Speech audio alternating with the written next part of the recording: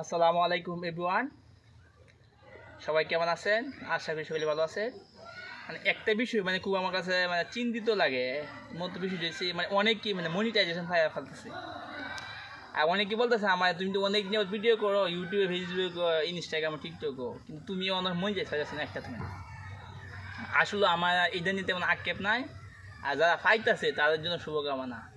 আর এই যে যারা ফাইতেছে এরা দেখবেন বেশি দিন টিকতে না। ভিডিও করা কিন্তু অনেক ধৈর্যের ব্যাপার, অনেক ধৈর্য দিয়ে কাজ করতে হয়। আর আমি যে পাইতাছি না, মনিটাইজ পাইতাছি না, এটা আমার কোনো তেমন নিজে কোনো অনুভূতি নাই। কারণ হচ্ছে আমি ভালো ভিডিও দিতাই না। ভালো ভিডিও যদি আমি দিতাম তাহলে আমি আগে মনিটাইজ পাইতাম। ভালো ভিডিও দিতাই না যেহেতু, এই কারণে মনিটাইজও পাই না। এই কারণে আমার তেমন এমন হয়। তবে আশা আছে সামনে আর ভালো ভিডিও করার চেষ্টা করবো, যাতে সামনে অপেক্ষা ফল মিষ্টি অপেক্ষা করতে হবো, ফলটা মিষ্টি হবো, ধৈর্য ধরতে। অনলাইন হচ্ছে ধৈর্যের খেলা। যে যত বেশি ধৈর্য ধরতে পারবে সে তত দিন এই অনলাইন টিকতে পারবে। তাই আমি সেই ধৈর্য ধরে আছি আর চেষ্টা করবো যাতে সামনে ভালো ভিডিও উপহার দেওয়ার জন্য আপনাদের।